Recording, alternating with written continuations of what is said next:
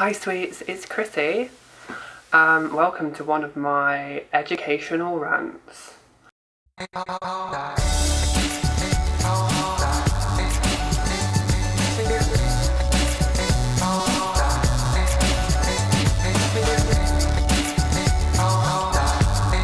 This is something that's been getting on my tits a lot recently, and I always think that the best way to combat the getting on the tits, so to speak, is to talk about it. So I'm talking about it to a camera, and by talking to a camera I'm actually talking to all of you guys, so get ready. This is something that seems to come up now and again for quite a lot of trans people. What's the best way to talk about a trans person's past? For instance, if you're telling a story about someone, how should you refer to them? Should you use the name and pronouns that they've asked you to use, or should you go by what they went by at the time? For the most part, 99.99% of the time, you should never use a trans person's birth name, or as a lot of us like to call it, dead name, and you should always stick to the pronouns that you know them by.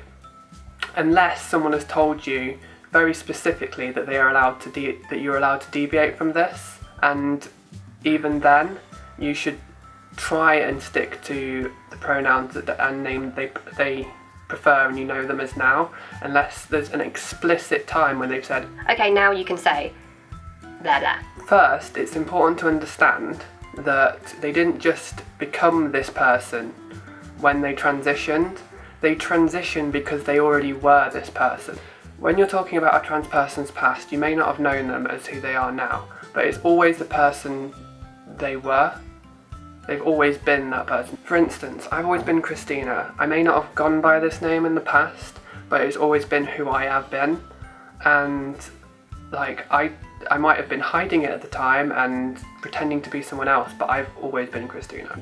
The second thing at play here is that it's never okay to out a trans person. Depending on the company you're in, it's possible and even probable that not everyone there knows that a trans person is trans, and the trans person usually wants to keep it that way. While I'm 100% open about my transness, it's not okay to out me. It's my information to give out, not anyone else's. Even if someone is pretty sure that I am trans, it's not up to someone else to confirm or deny that information. Maybe I just don't want to talk about trans stuff at that time. Maybe you could put me in danger by confirming that I'm trans, and that's not up to you to evaluate, that's up to me. Or maybe there's no reason for that person to actually know that I'm trans, because let's be honest, what difference does it make? It can also create a really confusing situation for everyone involved. For instance, recently I was at a family member's house, and this family member was telling a story about when I was a kid to a friend of theirs that I didn't know, and I was standing over the other side of the room making a cup of tea, and this family member kept pointing to me across the room going, and he did, and his sister was really pissing him off. Imagine being someone listening to this story, looking at someone who is quite obviously a woman being referred to as him and other male pronouns. Don't you think that would be a little confusing for them? And after that, how would they know how to refer to me? Needless to say, I was pretty mortified, so I went home and cried a lot afterwards. Don't worry, I'm good now though. I just sort of wrote them out of my life. That's not recommended necessarily, but this was necessary. To move back outside my own life, a lot of trans people choose to live stealth, which means they're not openly trans, they live their life and no one knows that they're trans. And referring to people who are stealth by a different set of pronouns and a previous name would make it very hard for those people to remain stealth. You would be outing them when they clearly don't want to be outed.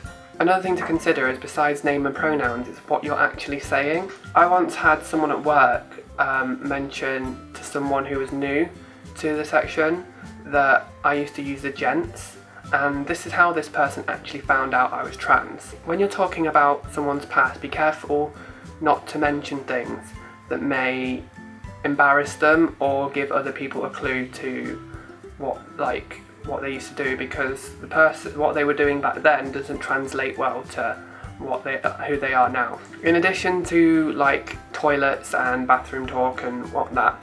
Be careful when mentioning who they used to date, what sort of relationships they were in. When I was younger, I had this weird like macho gym phase thing, and obviously that's not something, I still go to the gym, but it's not something I want like being associated with me, Chrissy, now. When we're around our friends and family, especially people that we've known for a long time, it can be easy to slip up with stuff like this. I mean, even I've slipped up before, and that's quite embarrassing, but we're not perfect. And most trans people understand that you're not perfect.